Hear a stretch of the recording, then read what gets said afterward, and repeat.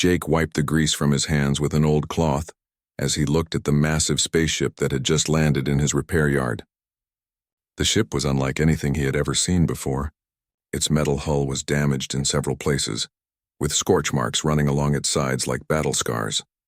Steam hissed from broken pipes and sparks flew from exposed wiring. The young mechanic had been working at the Frontier Station repair dock for 3 years now. Located on the edge of known space, the station saw all kinds of travelers. Traders, explorers, refugees, and sometimes even criminals passed through their small outpost. But this ship was different. It carried the red warning symbols of the Galactic Council, which meant whoever was inside was considered extremely dangerous. Jake's boss, Old Pete, had gone to the nearby cantina for his usual afternoon drink. The other mechanics were busy with their own repairs. Nobody else seemed to notice the arrival of the marked vessel. Jake knew he should probably wait for Pete to return, but curiosity got the better of him. He grabbed his toolkit and walked toward the strange ship. As he approached, he could hear sounds coming from inside. Not human sounds, but something else entirely. Deep, rumbling noises that seemed to vibrate through the ship's hull. Occasionally, there would be a sound like metal being torn apart, followed by what could only be described as roaring. The ship's entry ramp was partially lowered, hanging at an odd angle. Jake could see that the hydraulic system had been damaged. Whoever was inside was trapped. The sounds grew more desperate, and Jake realized that the being inside might be injured or in danger. Against his better judgment, Jake climbed up the damaged ramp. The inside of the ship was dark, lit only by emergency lights that cast eerie red shadows on the walls. The air smelled of burned electronics and something else, something wild and untamed. As his eyes adjusted to the darkness, Jake could make out claw marks scraped deep into the metal walls. Following the sounds, Jake made his way deeper into the ship. He passed through what looked like a cargo hold, then through a narrow corridor lined with strange symbols. The noises were getting louder now, and Jake could tell they were coming from the rear of the vessel. When he reached the back section, Jake found himself staring at the most incredible sight of his life. Behind a damaged energy barrier that flickered on and off was a creature that defied description. It was roughly the size of a small shuttle, with scales that shimmered between deep purple and midnight black. Its eyes were like liquid silver, and when it opened its mouth, Jake could see rows of crystalline teeth that caught the light like diamonds. This was no ordinary alien. This was a dragon. The creature noticed Jake immediately. Instead of attacking, it tilted its massive head and studied him with intelligent eyes. Jake had heard stories about space dragons, but most people thought they were myths. According to legend, they were beings of incredible power who could manipulate energy and travel between stars without ships. The Galactic Council had supposedly hunted them to near extinction centuries ago. The dragon was clearly injured. One of its wings hung at an unnatural angle, and Jake could see burns along its side where energy weapons had struck. The barrier that held it was designed to contain, not protect. This magnificent creature was a prisoner. Jake noticed that the dragon's breathing was labored. The ship's life support system was failing, and the air was becoming thin. Without proper atmosphere, even a space dragon could suffocate. The barrier system was drawing power from the same failing generator that ran life support. The dragon seemed to understand its situation. It looked at Jake with what could only be described as resignation. In those silver eyes, Jake saw not the mindless monster that Galactic Council propaganda described, but an intelligent being who had accepted its fate. Jake couldn't stand by and watch.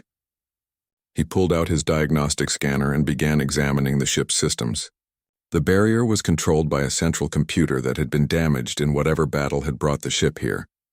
If he could bypass the main control circuits, he might be able to lower the barrier and fix the life support at the same time. As Jake worked, the dragon watched his every move. When he accidentally dropped a tool, the dragon used its tail to push it back toward him. When Jake struggled to reach a high panel, the dragon lowered its head, offering its neck as a step. They were working together despite having just met and being different species. The work was dangerous. The ship's systems were unstable, and one wrong move could cause an explosion that would kill them both. But Jake had always been good with machines, and he had never met a problem he couldn't solve. The dragon seemed to sense this and remained perfectly still, allowing Jake to work without fear of being accidentally harmed.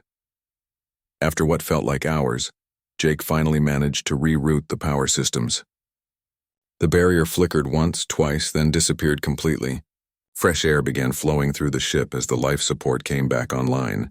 The dragon took its first full breath in what must have been days. For a moment, neither moved. Jake stood there with his tools in hand, suddenly aware that he had just freed one of the most feared creatures in the galaxy. The dragon stretched its wings, testing its injured limb. Then it did something that shocked Jake to his core. The magnificent creature bowed its head in gratitude. Outside, Jake could hear voices approaching. Old Pete had returned from the cantina, and he was bringing others with him. From their tone, Jake could tell they had seen the council markings on the ship. They would be carrying weapons, ready to deal with whatever dangerous criminal was supposedly inside. Jake looked at the dragon, then at the approaching voices. In seconds, he would have to make a choice that would change his life forever. He could call out to Pete and the others, let them handle the situation according to Galactic Council law. Or he could help this incredible being escape, knowing that doing so would make him a criminal in the eyes of the galaxy. The dragon looked at him with those intelligent silver eyes, and Jake knew what he had to do. Jake's heart pounded as he heard old Pete's voice getting closer. The dragon remained perfectly still, watching Jake with those ancient silver eyes. There was intelligence there and something else, hope. In that moment, Jake made his decision. "This way," he whispered to the dragon, pointing toward a maintenance shaft that led to the ship's cargo bay. The dragon nodded, understanding immediately. Despite its size, the creature moved with surprising grace and silence. Its injured wing folded carefully against its body as it squeezed through the narrow opening. Just as the dragon disappeared into the shaft, old Pete and 3 other dock workers entered the ship. They carried standard plasma rifles and looked nervous.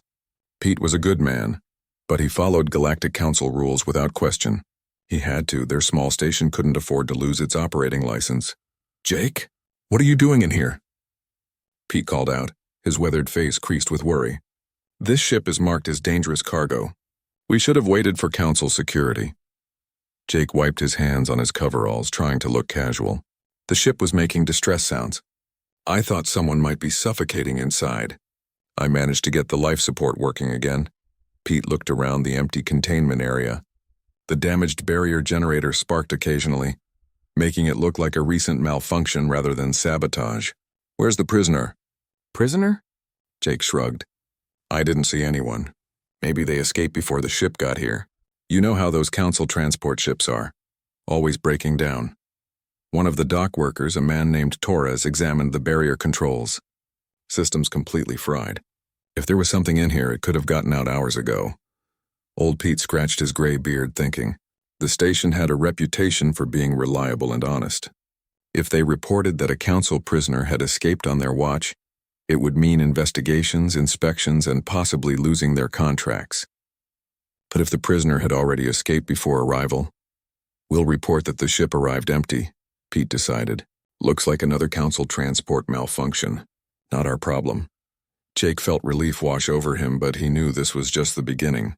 The dragon was hiding somewhere on the station, injured and probably hungry. And eventually the council would realize their prisoner was missing. After Pete and the others left to file their report, Jake returned to the maintenance shaft. He followed the narrow tunnel through the station's infrastructure until he reached an abandoned storage bay in the lower levels. The dragon was there, curled up in the shadows like a sleeping cat. But its eyes were open, alert. "Are you okay?" Jake asked quietly.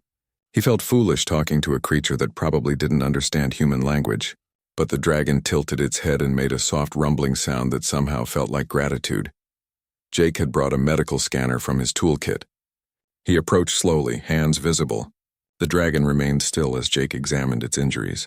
The burned areas along its side were healing already, but the wing was definitely broken. On any normal creature, such an injury would be permanent. But dragons were not normal creatures. As Jake worked, something extraordinary happened. The dragon began to communicate. Not with words, but with images that appeared directly in Jake's mind. He saw flashes of memory, a beautiful world with crystal mountains and silver skies. He saw other dragons soaring through space itself, their wings spread among the stars. And he saw the coming of the Galactic Council ships. The hunting, the capture. The dragon's name was Zephyros, and it was the last of its kind. Through the mental connection, Jake learned the truth about the space dragons. They weren't the dangerous monsters the Council claimed them to be. They were explorers and guardians, beings who had traveled the galaxy for millions of years, protecting younger species from cosmic disasters. They could predict solar flares, asteroid impacts, and other space phenomena that threatened populated worlds. But the Council saw them as a threat to their authority.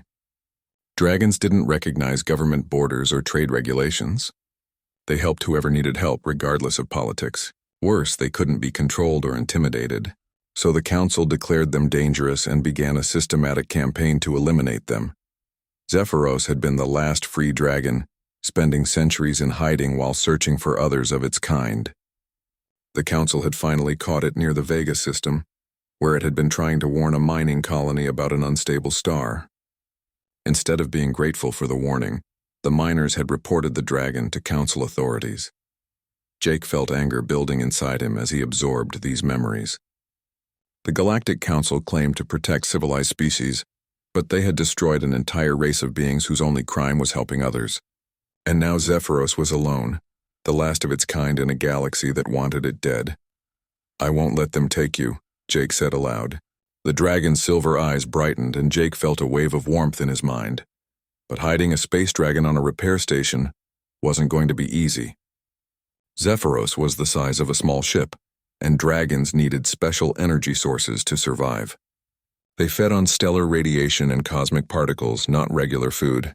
Without proper nourishment, Zephyros would slowly weaken and die. Jake spent the next few days researching everything he could about dragon biology. Most of the information in the public databases was propaganda, describing dragons as energy vampires that drained power from ships and stations. But between the lies, Jake found hints of truth. Dragons could indeed absorb various forms of energy, but they preferred natural cosmic radiation. The station's main reactor produced energy similar to stellar radiation, but it was heavily shielded and monitored. Jake couldn't just tap into it without being noticed. However, there was another option. The station collected solar energy from the nearby star using an array of collectors. If Jake could modify the system, he might be able to redirect some of that energy to the storage bay where Zephyros was hiding. Working during his off hours, Jake began making subtle modifications to the solar collection system. He rerouted power cables through maintenance areas and installed hidden energy converters. To anyone else, it would look like routine maintenance and efficiency improvements, but Jake was actually building a feeding system for a space dragon. The work was complicated and dangerous.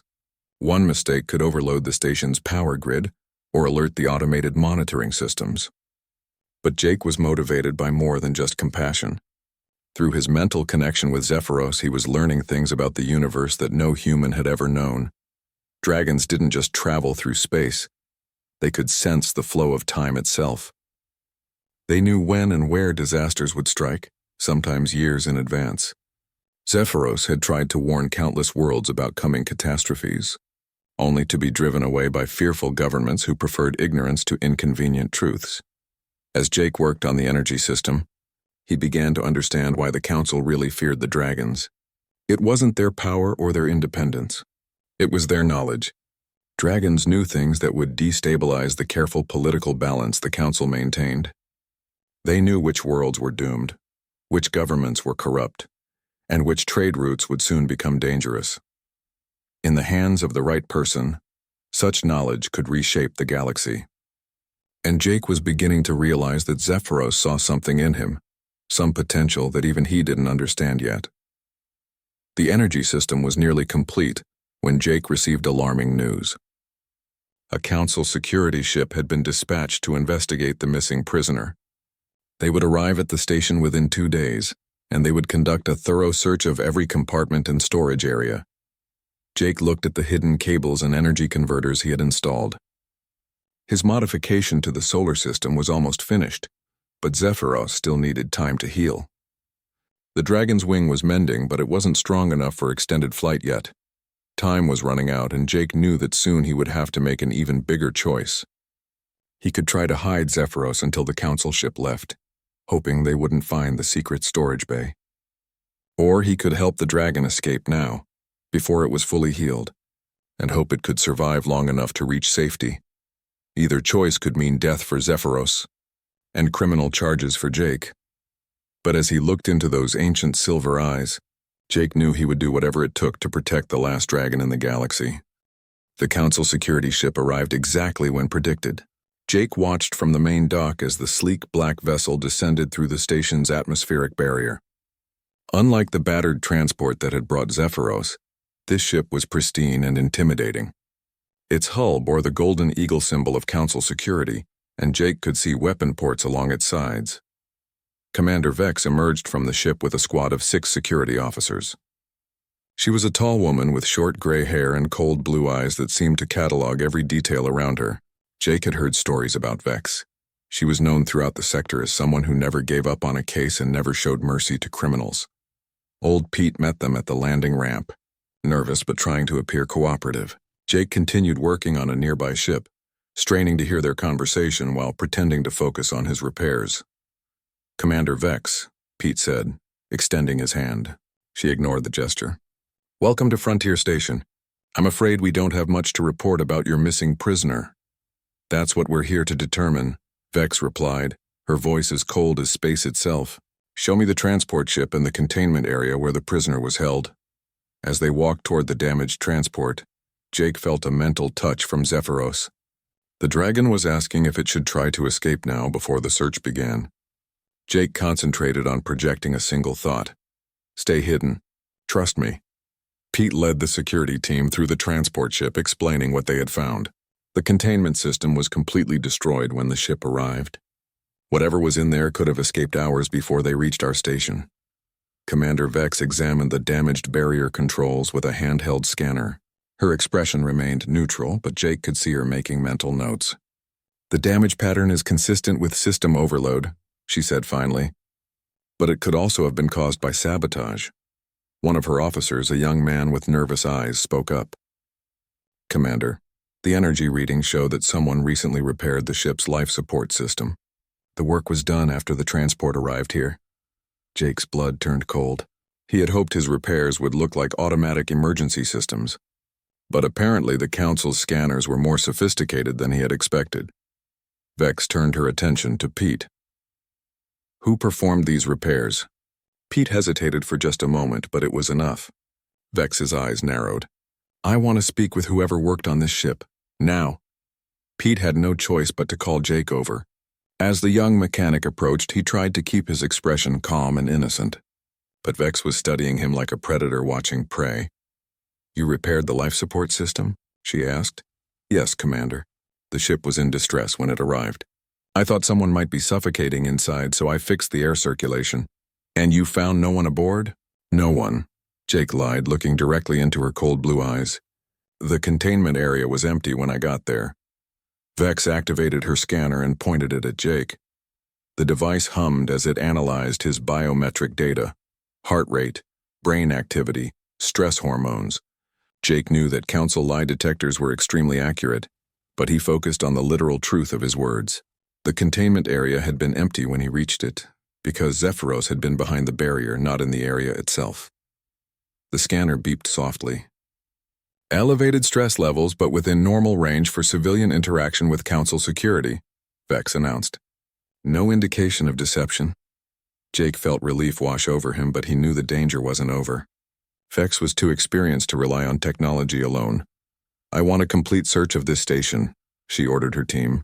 "Every storage bay, every maintenance tunnel, every compartment. If the prisoner is here, we'll find it." The search began immediately.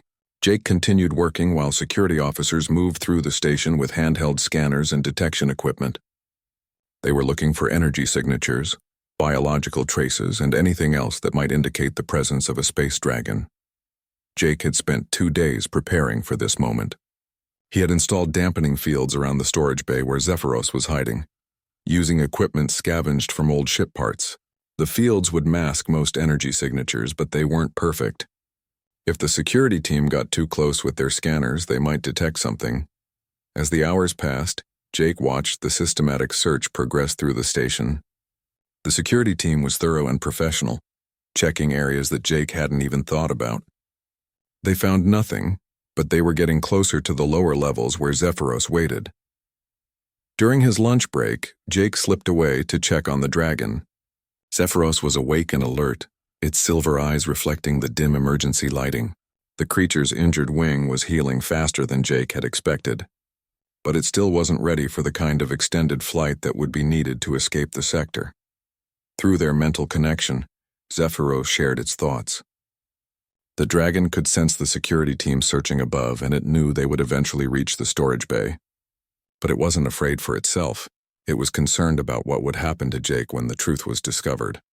"Don't worry about me," Jake whispered. "I made this choice with my eyes open." Zephyros projected a complex series of images and emotions. Jake saw flashes of other humans who had helped dragons in the past, and what the council had done to them. Prison worlds where political criminals disappeared forever. Mind-wiping procedures that left people as empty shells. The council didn't just punish those who defied them, they made examples of them. But along with the warnings, Jake sensed something else from Zephyros. Gratitude, yes, but also a kind of recognition. The dragon saw something in Jake that reminded it of the ancient dragon friends, humans who had worked alongside dragons centuries ago before the council's rise to power. Jake was about to respond when he heard footsteps in the corridor outside. The search team had reached the lower levels. He squeezed Zephyros's massive claw once, then slipped back into the maintenance tunnels. He emerged in a different section of the station just as Commander Vex and 2 officers were examining a storage area 3 bays away from Zephyros's hiding place. Jake pretended to be checking power coupling in the corridor, but he was actually watching their progress. The security officers moved methodically from bay to bay. Their scanners detected nothing unusual in the first 2 storage areas. But as they approached the 3rd bay, one of the devices began emitting a faint warning tone. "Commander," the officer said, "I'm getting some kind of interference pattern. It could be natural electromagnetic fluctuation, but it could also be masking something," Vex finished. "Check it out." Jake's heart raced as the security team entered the storage bay next to Zephyros's hiding place. Their scanners grew louder as they searched, clearly detecting some kind of anomaly. Jake realized that his dampening fields weren't perfect. They were creating their own energy signature that sophisticated council equipment could detect. The security team spent 20 minutes in that bay, searching every corner. Finally, they determined that the readings were caused by old power coupling that was leaking electromagnetic energy. Jake had unwittingly provided the perfect cover story. But as they moved toward the next bay, the one where Zephyros waited, Jake knew his luck was about to run out. The dragon was too large and too powerful to hide completely. Once the security team entered that storage area with their scanners, they would detect something that couldn't be explained away. Jake made a desperate decision. He activated his emergency communicator and sent a general alert signal throughout the station. "Power coupling failure in Section 7, he announced. "All personnel evacuate the lower levels immediately. Possible plasma leak." Emergency lights began flashing and automated warning systems activated. Old Pete's voice came over the station communication system, ordering all non-essential personnel to report to the upper levels until the emergency could be resolved. Commander Vex looked annoyed, but not suspicious. Power coupling failures were common on older stations, and plasma leaks were genuinely dangerous. She ordered her team to evacuate the lower levels along with everyone else. Jake had bought time, but not much. As soon as the engineering teams checked Section 7 and found no actual plasma leak, Vex would realize the alert was false. She would know that someone was deliberately interfering with her search, and she would focus her attention on the person most likely to have sent the false alert. Jake had perhaps an hour before his deception was discovered. In that time, he had to figure out how to get a healing space dragon off the station without being detected by one of the most experienced security commanders in the galaxy. As he watched Vex and her team reluctantly leave the lower levels, Jake realized that simply hiding Zephyros wasn't going to work anymore. The only way to save the dragon was to help it escape, even if that meant revealing his own involvement. The time for hiding was over. Now came the hard part. Jake's hands shook as he worked frantically in the storage bay where Zephyros waited. The false emergency alert had given him maybe an hour before Commander Vex discovered his deception. An hour to figure out how to move a space dragon the size of a shuttle without being detected. The dragon watched him with those ancient silver eyes projecting calm despite the danger. Through their mental connection, Zephyros shared an idea. Dragons didn't need ships to travel through space, but they did need energy to survive the journey. If Jake could provide enough power, the dragon could attempt to fly directly from the station to the nearest asteroid field, where it could hide among the rocks and cosmic radiation. "Your wing isn't fully healed," Jake protested aloud. "You might not make it." Zephyros projected images of its people's history. Dragons had survived impossible odds before. They had flown wounded through stellar storms and hidden in the hearts of dying stars. A partially healed wing was manageable compared to what its ancestors had endured. Jake looked at the energy system he had been building over the past few days. The solar collectors were now connected to the storage bay through hidden cables and converters.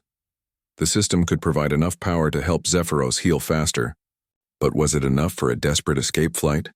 Through the station's communication system, Jake could hear old Pete coordinating with the engineering team to check the supposed plasma leak in Section 7. It would take them maybe 20 minutes to determine that the alert was false. After that, Commander Vex would return with a vengeance. Jake made his decision. He activated the modified solar collection system and directed all available power to the storage bay. Energy flowed through the hidden cables, and the air around Zephyros began to shimmer with barely visible radiation. The dragon's scales brightened, and Jake felt a wave of strength flowing through their mental connection. But the energy surge was enormous. Lights flickered throughout the station as Jake diverted power from non-essential systems. Anyone monitoring the station's energy grid would immediately notice the anomaly. As if summoned by his thoughts, Jake's communicator crackled to life. It was old Pete's voice, confused and increasingly worried. "Jake, are you seeing these power readings? Something's drawing massive energy from the solar grid. What's going on down there?" "I'm trying to isolate the problem," Jake lied. "Give me a few more minutes." But he knew he didn't have a few more minutes. The energy drain was too obvious to hide. Soon, Pete would send someone to investigate, or worse, Commander Vex would notice the readings herself. Jake looked at Zephyros, who was now glowing softly as cosmic energy flowed through its body. The dragon's injured wing was straightening, and Jake could feel its strength returning. But it wasn't enough yet. The dragon needed more time to absorb sufficient energy for the long flight to safety. Through the station's viewports, Jake could see the Council security ship waiting in the docking bay. Its weapon systems were armed and ready. Even if Zephyros managed to escape the station, the security ship would pursue immediately. Commander Vex wasn't the type to let a prize escape without a fight. An idea formed in Jake's mind. It was crazy and dangerous, but it might work. The station had 3 old mining shuttles that were used for salvage operations. They were slow and unarmed, but they were also expendable. If Jake could create enough confusion and distraction, Zephyros might have a chance to escape while the security ship was occupied. Jake accessed the station's computer system and began programming the mining shuttles for automatic launch. He set them to launch in different directions, broadcasting false distress signals and energy signatures that might confuse sensors. It wouldn't fool the Council scanners for long, but it might provide the confusion Zephyros needed. As he worked, Jake felt the dragon's gratitude flowing through their mental link. But along with the gratitude came something else: concern for Jake's safety. Zephyros knew that helping with this escape would mark Jake as a criminal in the eyes of the Galactic Council. There would be no going back to his quiet life as a mechanic on Frontier Station. "I know," Jake whispered, "but some things are more important than safety." Through their connection, Zephyros shared a memory from long ago. Dragons had once worked alongside humans as partners and friends. They had helped humanity reach the stars, and humans had helped dragons understand the younger species of the galaxy. It had been a golden age of cooperation and discovery, before fear and politics had torn their alliance apart. Jake felt tears in his eyes as he experienced the memory. He saw what the galaxy could have been, should have been. A place where different species worked together, where knowledge was shared freely, where beings like Zephyros were honored for their wisdom instead of hunted like criminals. The station's communication system crackled again. This time it was Commander Vex's voice, cold and suspicious. "Station control. I'm detecting massive energy fluctuations from your lower levels. What's the status of your emergency situation?" Old Pete responded nervously. We're still investigating, Commander. My engineering team hasn't found any plasma leak yet. Then what's causing the power drain? Jake knew his time was up. He activated the mining shuttle launch sequence and prepared to open the storage bay's exterior doors. The station's docking bay had both internal and external access, and Jake had modified the controls to open directly to space. "Zephyros," he said aloud. "It's time to go." The dragon rose to its feet, testing its injured wing. The limb was still weak, but it held the dragon's weight. Cosmic energy swirled around Zephyros like a visible aura, and Jake could feel the creature's power building. The storage bay doors began to open, revealing the star-filled darkness of space beyond. Emergency systems activated, creating a temporary, atmospheric barrier that would hold for a few minutes. Beyond the barrier, Jake could see the 3 mining shuttles launching according to his programmed sequence. Commander Vex's voice cut through the station's communication system like a blade. "All units, we have multiple launches from the target station. Possible escape attempt in progress. Intercept and identify." The Council security ship immediately lifted off from the docking bay, its engines glowing as it accelerated toward the fleeing shuttles. Jake watched through the bay's observation windows as the security ship split its attention between the 3 targets, unsure which one might be carrying the escaped prisoner. Zephyros moved to the edge of the storage bay, its massive form silhouetted against the stars. The dragon looked back at Jake one final time, projecting a complex mixture of gratitude, sadness, and hope. In that moment, Jake understood that this wasn't really goodbye. Somehow their paths would cross again. The dragon spread its wings and leaped into space. Jake watched in amazement as Zephyros flew through the vacuum, its scales glowing with absorbed cosmic energy. The creature moved like poetry in motion, wings cutting through space with grace that no artificial ship could match. For a moment, Jake forgot about the danger and simply marveled at the beauty of a space dragon in flight. But the moment of wonder was shattered by alarms throughout the station. Commander Vex had realized that the mining shuttles were decoys. Her security ship wheeled around, its sensors scanning space for the real target. Jake held his breath as the security ship's searchlights swept the area where Zephyros was flying. The dragon was moving fast, but not fast enough. Its injured wing was slowing it down, and the security ship was gaining ground. Then something incredible happened. As the security ship closed in, Zephyros suddenly folded its wings and dove toward the station's main reactor. Jake realized what the dragon was planning and felt terror grip his heart. The reactor was heavily shielded, but it generated the same type of energy that dragons fed on.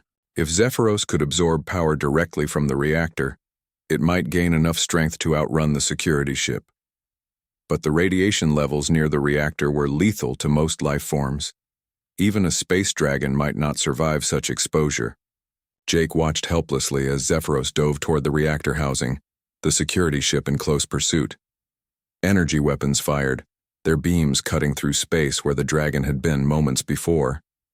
But Zephyros was moving with desperate purpose, using every bit of its remaining strength to reach the reactor. The dragon struck the reactor housing and immediately began absorbing the raw energy pouring from the station's power core.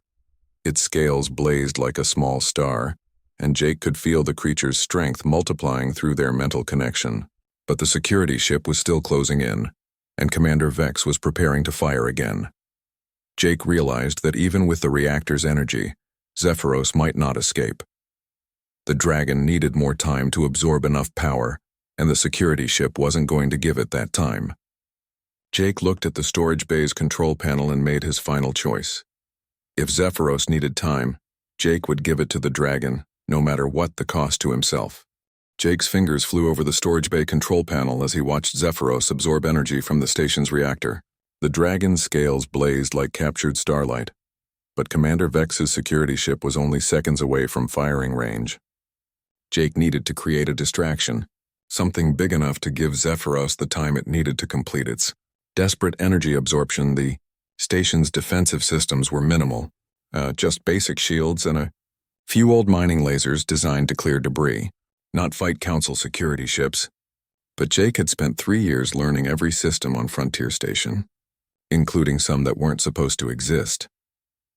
Hidden in the station's computer core was an emergency protocol left over from the old days, when this region of space had been contested territory. The protocol could overload the reactor's containment field, creating an energy surge that would look like an imminent core breach. It was designed to scare away attackers who might think twice about destroying a station that was about to explode anyway. The protocol had never been used, and Jake wasn't entirely sure what would happen if he activated it. The energy surge might be harmless, or it might actually cause the reactor to become unstable. But with Zephyros seconds away from being captured or killed, Jake didn't hesitate. He entered his maintenance access codes and activated the emergency protocol. Warning klaxons immediately began blaring throughout the station. Emergency lights flashed red as automated systems announced the core breach alert. The station's shields flickered and surged as massive amounts of energy coursed through the power grid. Outside, Commander Vex's security ship suddenly found itself flying directly toward what appeared to be a reactor, about to explode. The ship's tactical computers immediately calculated blast radius and recommended immediate withdrawal to a safe distance. Jake watched through the observation windows as the security ship pulled back, its weapons powering down as self-preservation protocols took priority. Commander Vex was a professional who wouldn't risk her ship and crew by staying too close to an exploding reactor. But the emergency protocol did more than just scare away the security ship. The massive energy surge from the overloaded reactor created exactly what Zephyros needed, a concentrated source of cosmic radiation more powerful than anything the Dragon had encountered in decades. Through their mental connection, Jake felt Zephyros's amazement and gratitude as the creature absorbed energy beyond its wildest hopes. The Dragon's injured wing healed completely in seconds, and power flowed through its body like liquid fire. For the first time in centuries, Zephyros felt truly strong again. The Dragon released its hold on the reactor housing and spread its wings. Energy crackled around its body like controlled lightning, and its silver eyes blazed with renewed vitality. Jake had never seen anything so magnificent or terrifying in his life. Zephyros looked toward the storage bay where Jake waited, and for a moment their eyes met across the vacuum of space. The Dragon projected a single powerful thought. "Thank you, my friend." Then Zephyros turned toward the distant stars and flew. Jake watched in awe as the Dragon accelerated away from the station. Zephyros moved faster than any ship Jake had ever seen, leaving a trail of glowing particles in its wake. The creature flew not just through space but seemed to bend space around itself, covering impossible distances in moments. Commander Vex's security ship tried to pursue, but it was hopeless. The Dragon was already too far away and moving too fast. Within minutes, Zephyros had disappeared among the asteroids of the outer system, vanishing into the cosmic background radiation where no scanner could follow. Jake felt a mixture of triumph and loss as he watched the Dragon disappear. He had succeeded in saving the last space dragon, but he knew his own troubles were just beginning. The emergency protocol was still running, and the station's reactor was showing genuine signs of instability now. The fake crisis was becoming real. Old Pete's voice crackled over the communication system, panicked and confused. "Jake, the reactor's going critical. What happened down there?" Jake rushed to the reactor control room where he found Pete and the engineering team staring at readings that made no sense. The reactor was absorbing and releasing energy in patterns that violated everything they knew about fusion physics. The absorption from Zephyros, combined with the emergency protocol, had created feedback loops that were pushing the reactor beyond safe operating parameters. "I can fix this," Jake said, pushing past the other engineers to reach the main control console. "Everyone else get to the evacuation pods." Just in case, Pete grabbed Jake's arm. "What's going on? What really happened here?" Jake looked into his old friend's eyes and saw the question Pete was really asking. Pete knew something was wrong, had probably known it from the beginning, but he had trusted Jake enough to go along with the deception. "I can't explain everything right now," Jake said, "but I promise you what I did was right. Sometimes the law isn't the same thing as justice." Pete studied Jake's face for a long moment, then slowly nodded. "Fix the reactor, son. We'll worry about the rest later." The engineering team evacuated, leaving Jake alone with the unstable reactor. The control systems were showing cascade failures throughout the power grid, and the containment field was fluctuating wildly. If Jake couldn't stabilize the system soon, the station really would explode. But as Jake worked, he realized something incredible. The energy patterns he was seeing weren't random chaos. They were organized, almost intelligent. Zephyros's absorption of reactor energy had left traces of the dragon's presence in the station's power grid. It was as if the dragon had left behind a part of itself, woven into the very fabric of the station's energy systems. Following these traces, Jake began to understand how dragon energy worked. It wasn't just raw power. It was information, memory, even consciousness encoded in cosmic radiation. Dragons didn't just absorb energy. They transformed it, made it part of themselves. And in doing so, they left behind knowledge that others could learn from. Using this newfound understanding, Jake began to restructure the reactor's control systems. Instead of fighting the energy fluctuations, he learned to work with them, channeling the chaotic power into stable patterns. It was like learning to think the way a dragon thought, to see energy as something alive and responsive rather than just a tool. After hours of careful work, Jake finally brought the reactor back under control. The emergency protocols deactivated, and the station's power grid returned to normal operation. But the reactor was changed now, more efficient and stable than it had ever been before. Jake had inadvertently improved the entire station using knowledge learned from a space dragon. When Commander Vex returned to investigate the reactor incident, she found only a minor malfunction that had been quickly repaired by competent station personnel. There was no evidence of sabotage, no trace of dragon energy, no sign that anything unusual had happened. Jake's modifications to the power grid were so subtle that they looked like normal engineering improvements. Vex questioned Jake extensively, but his story never changed. He had detected the reactor malfunction early and managed to prevent a catastrophic explosion. His quick thinking had saved the station and everyone on it. It was exactly the kind of heroic engineering work that frontier mechanics were known for. After 2 days of investigation, Commander Vex and her security team departed empty-handed. The missing dragon remained missing, and there were no leads to follow. The case would remain open, but with no evidence and no witnesses, there was nothing more the council could do. Jake returned to his normal routine, repairing ships and maintaining station systems. But everything was different now.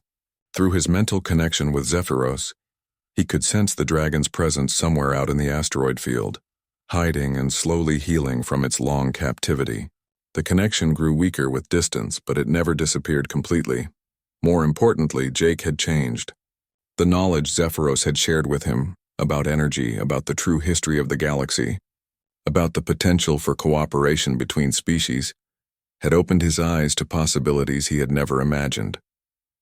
As he worked on routine repairs, Jake began to notice things he had missed before. Energy patterns in ship engines that could be improved. Communication systems that could be modified to reach farther into space. Weapons that could be converted into tools for peaceful exploration. Other people began to notice Jake's improved skills. Ship captains specifically requested his services, impressed by his ability to diagnose and fix problems that other mechanics couldn't even identify. Word spread through the sector that the young mechanic on Frontier Station had become something special, but Jake was careful to hide the true source of his abilities. He presented his improvements as lucky guesses or innovative engineering techniques. Nobody suspected that he was applying knowledge learned from the last space dragon in the galaxy. Late at night, when the station was quiet, Jake would sometimes feel Zephyros reaching out through their mental connection. The dragon was learning too, studying the younger species of the galaxy through Jake's experiences. Together they were building something new, a bridge between the ancient wisdom of the dragons and the innovative spirit of humanity. 3 months after Zephyros's escape, Jake's life had settled into a new routine that was both familiar and extraordinary. On the surface, he remained the same young mechanic who repaired ships and maintained station systems. But beneath that ordinary exterior, he was becoming something unprecedented in the modern galaxy, a human who carried the knowledge and friendship of a space dragon. The mental connection with Zephyros had evolved over time. What had started as simple emotional communication had developed into something far more complex. Jake could now access fragments of the dragon's vast memory, seeing glimpses of ancient worlds and long-dead civilizations. In return, Zephyros experienced human creativity and innovation through Jake's daily work, marveling at the ingenuity of the younger species. Jake's reputation as a mechanic had grown throughout the sector. Ship captains would travel extra days to reach Frontier Station, hoping to benefit from his seemingly miraculous diagnostic abilities. What they didn't know was that Jake was seeing their ships through dragon senses, perceiving energy flows and structural weaknesses that no human eye could detect. One morning, Jake was working on a trader's cargo hauler when he felt an urgent pulse from Zephyros. The dragon was trying to warn him about something, projecting images of council ships moving through nearby star systems. But these weren't ordinary patrol vessels. They were specialized hunter ships equipped with advanced dragon detection equipment. Through their connection, Jake learned that the council had not given up on finding Zephyros. Commander Vex had been reassigned to a special task force dedicated to hunting the escaped dragon. They had developed new scanning technologies based on the energy traces left behind during the reactor incident at Frontier Station. The hunters were getting closer, systematically searching every asteroid field and nebula in the sector. Eventually, they would find Zephyros's hiding place, and this time they would be prepared for the dragon's abilities. Jake felt fear grip his heart as he absorbed this information. He had thought Zephyros was safe, hidden among the cosmic radiation of the asteroid field, but the Council's new technology was specifically designed to penetrate such hiding places. That evening, Jake made an excuse to old Pete about needing to test some equipment in the outer system. He took one of the station's small survey ships and flew toward the asteroid field where Zephyros waited.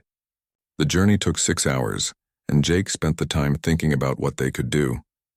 He found the dragon hidden in the shadow of a massive asteroid, its dark scales making it nearly invisible against the rocky surface. But when Zephyros saw Jake's ship approaching, the creature's scales brightened with joy. It had been lonely during its months of hiding, cut off from all contact except for their mental link.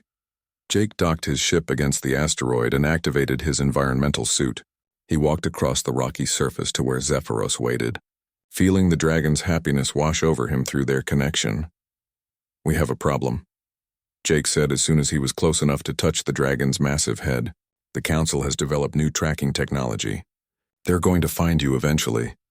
Through their mental link, Zephyros shared its own observations. The dragon had sensed the hunting ships moving through the system, and it knew that its hiding place was only temporary. But more importantly, Zephyros had been using its months of solitude to explore the galaxy through cosmic senses that no artificial technology could match. What the dragon had discovered changed everything. Zephyros projected a series of images that took Jake's breath away. Hidden throughout the galaxy were other dragons, not dead as the Council claimed, but in deep hibernation. They had retreated to places where no ships could follow, the hearts of gas giants, the cores of dead planets, the event horizons of black holes. They were waiting, sleeping until it was safe to emerge again. But the hibernating dragons were weakening. Cut off from cosmic radiation and each other, they were slowly fading away. If something didn't change soon, they would die in their sleep, and the dragon species would truly become extinct. "How many?" Jake asked, overwhelmed by the implications. Zephyros showed him star maps dotted with dozens of locations. There were at least 50 dragons hidden throughout the galaxy, maybe more. They weren't just individuals. They were families, communities, entire generations of dragons who had gone into hiding rather than face extinction at the hands of the Council. "We have to wake them up," Jake said. "We have to find a way to bring them back." But Zephyros projected sadness along with the hope. The sleeping dragons could only be awakened by their own kind, and only with massive amounts of cosmic energy. A single dragon, even one as powerful as Zephyros, couldn't generate enough energy to wake even one of the sleepers. Unless, through their connection, Jake felt Zephyros considering a desperate plan. There was a way to amplify a dragon's power, but it required a perfect harmony between dragon and human consciousness. The ancient dragon friends had achieved such harmony, becoming partners in ways that enhanced both species' abilities. Jake understood immediately. Zephyros was offering to share not just knowledge and friendship, but its very essence.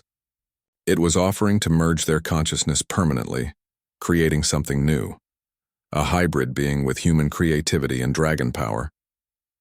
The process would be irreversible and dangerous. Jake would no longer be entirely human, and Zephyros would no longer be entirely dragon. They would become something unprecedented, a bridge between two species that could change the fate of the galaxy. What would happen to me? Jake asked, though he already suspected the answer. Zephyros projected honesty along with hope. Jake's human body would be transformed, gaining the ability to survive in space and manipulate cosmic energy. His lifespan would be extended to match a dragon's centuries. But he would also become a target for the Council, hunted as relentlessly as any dragon. More importantly, Jake would have to leave behind his old life completely. He couldn't return to Frontier Station or maintain his human relationships. He would become something that existed outside normal society, working to wake the sleeping dragons and restore their species to the galaxy. Jake looked back toward the distant lights of Frontier Station, thinking about old Pete and the other friends he would be leaving behind. He thought about the quiet life he had built as a mechanic, the simple satisfaction of fixing things and helping people. But then he thought about the sleeping dragons, slowly dying in their hidden sanctuaries. He thought about the knowledge and wisdom that would be lost forever if the dragon species became extinct. He thought about the galaxy as it could be, with dragons and humans working together again as they had in ancient times. Through their connection, Zephyros assured Jake that the choice was entirely his. The dragon would understand if Jake chose to remain human, and would find another way to fight for its people's survival. There would be no judgment, no resentment, only gratitude for everything Jake had already done. Jake closed his eyes and felt the weight of the decision. He was 24 years old with his whole human life ahead of him. He could walk away now, return to the station and live a normal life while carrying the secret knowledge of the dragons. It would be a good life, a safe life. But it wouldn't be the life that could save an entire species from extinction. Jake opened his eyes and looked into Zephyros's ancient silver gaze. How do we do this? The dragon's joy flooded through their connection like starlight. Zephyros had hoped Jake would choose to help but hadn't dared to expect it. The young human's courage and compassion reminded the dragon why its species had once loved working alongside humanity. Zephyros explained the process through images and emotions. They would need to return to a place of power, somewhere with enough cosmic energy to fuel the transformation. The dragon knew of an ancient site, a nexus where multiple star systems converged and cosmic radiation reached incredible concentrations. The journey would take weeks, and they would have to avoid the Council hunter ships that were still searching the sector. But if they could reach the nexus, Zephyros could begin the process of merging their consciousness and transforming Jake's human form. Jake took one last look toward Frontier Station, sending a silent goodbye to the life he was leaving behind. Then he activated his ship's communication system and sent a message to old Pete. Taking extended leave to pursue new opportunities. The message said, "Thank you for everything you taught me. Take care of the station." It wasn't much of an explanation, but it was all Jake could give without revealing the truth. Pete would be confused and worried, but he would also understand that sometimes people had to follow their own path. No matter how strange it might seem, Jake sealed his ship and prepared for the journey to the cosmic nexus. As Zephyros emerged from the asteroid's shadow and spread its wings, Jake felt the first stirrings of transformation beginning in his mind. The process had already started, triggered by his decision to accept the dragon's offer. Together, they flew toward the distant stars, leaving behind the safety of the asteroid field and Jake's old life. Ahead lay danger, transformation, and the possibility of awakening an entire species from its enforced slumber. Jake had chosen to become something new, something that had never existed before in the years and the fate of both. The cosmic nexus was unlike anything Jake had ever imagined. 3 star systems converged at this point in space, creating a maelstrom of intersecting gravity wells and cosmic radiation. Stellar winds from 6 different suns created aurora patterns that painted the vacuum in impossible colors. Ancient structures drifted in the chaos, the remains of a civilization that had harnessed the Nexus's power millions of years ago. Jake piloted his small ship through the dangerous currents while Zephyros flew alongside, its scales glowing as it absorbed the intense radiation. The dragon's excitement was infectious, flowing through their mental connection like liquid fire. This place held memories for Zephyros, ancient gatherings where dragons had come to share knowledge and celebrate their existence. "The transformation happens here," Zephyros projected, guiding Jake toward a massive crystalline structure that floated at the Nexus's heart. The crystal was larger than a space station, its faceted surface reflecting the light of 6 suns in patterns that seemed to shift with conscious intent. As they approached the crystal, Jake felt something awakening within its depths. This wasn't just an ancient structure, it was alive, aware, waiting. The crystal had been built by the first dragon friends, humans and dragons working together to create something that could bridge the gap between their species. Jake docked his ship against the crystal's surface and stepped outside in his environmental suit. But as soon as his feet touched the crystalline ground, he realized the suit was unnecessary. The crystal generated its own atmosphere, a mixture of gases and energy that could sustain both human and dragon life. Zephyros landed beside him with the grace of a creature born to fly among stars. The dragon's massive form seemed small against the vast expanse of the crystal, but its presence filled the space with warmth and ancient wisdom. "Are you ready?" the dragon asked through their connection. Jake looked around at the impossible beauty of the Nexus, feeling the weight of destiny settling on his shoulders. In the distance, he could see Council Hunter ships searching the outer systems, their scanning beams probing every asteroid and gas cloud. They would find this place eventually, but hopefully not before the transformation was complete. "I'm ready," Jake said, and meant it. Zephyros led him to the center of the crystal, where 6 pillars of pure light rose from the floor to meet at a point high overhead. The space between the pillars hummed with potential, reality itself seeming flexible and responsive to thought. The dragon explained the process one final time. Jake would need to surrender his purely human consciousness, allowing it to merge with Zephyros's ancient awareness. In return, the dragon would share its cosmic nature, transforming Jake's body and mind into something capable of awakening the sleeping dragons. The merger would take time, perhaps days or weeks. During that period, Jake would be vulnerable, his consciousness scattered between human and dragon awareness. If something went wrong, he could be lost forever, his mind shattered across multiple dimensions of reality. But if the process succeeded, Jake would become something unprecedented.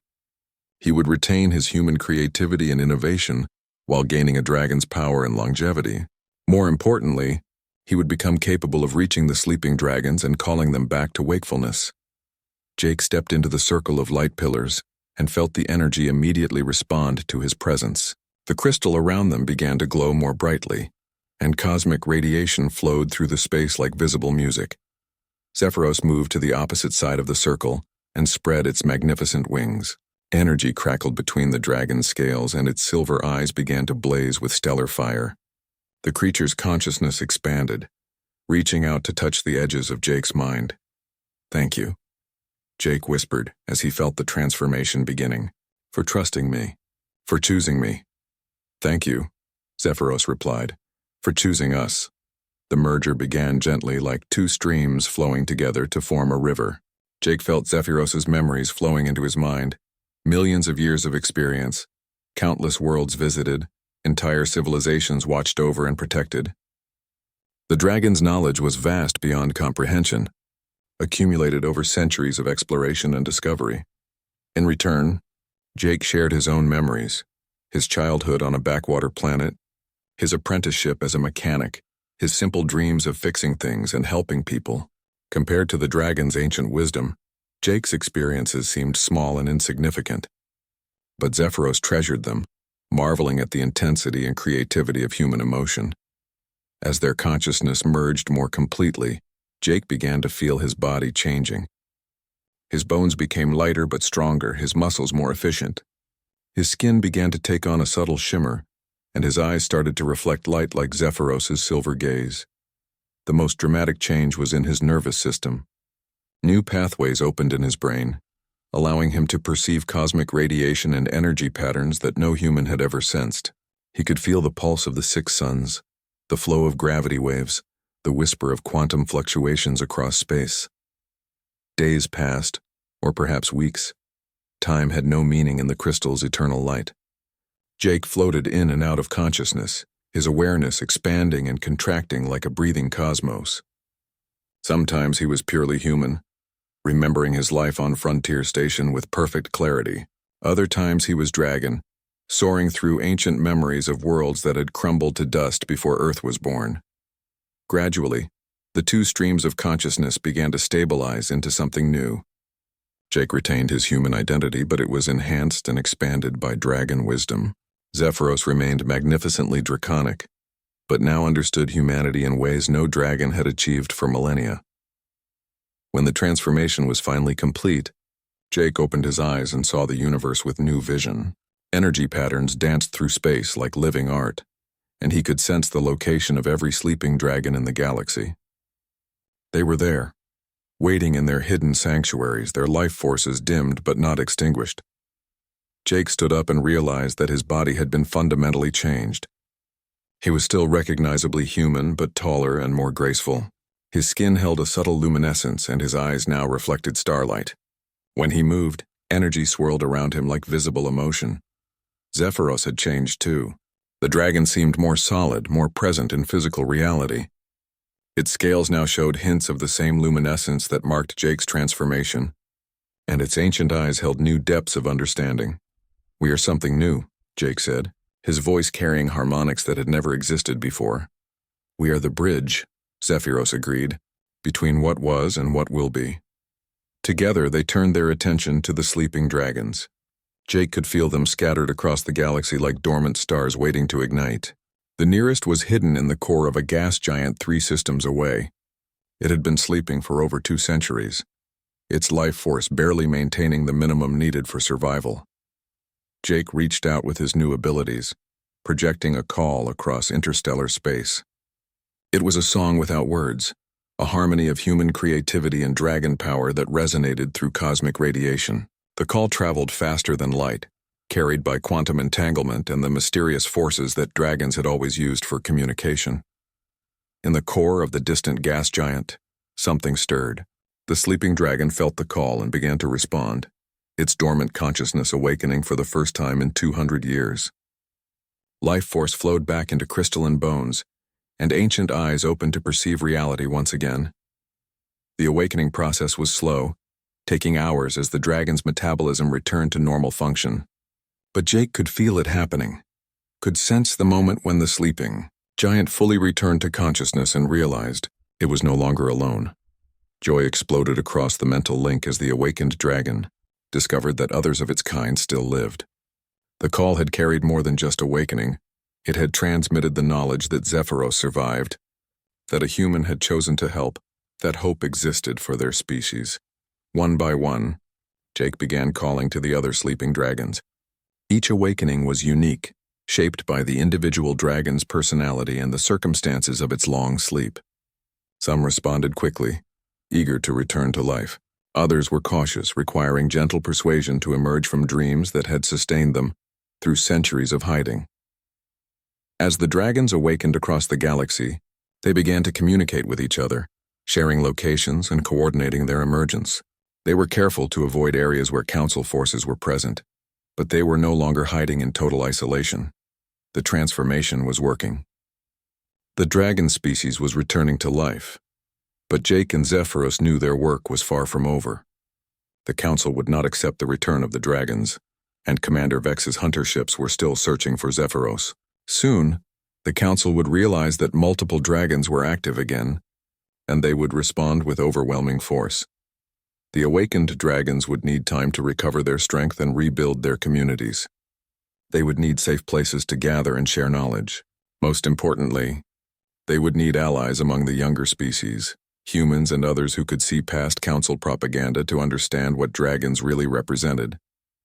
Jake looked out at the cosmos with his new vision, seeing possibilities that stretched across to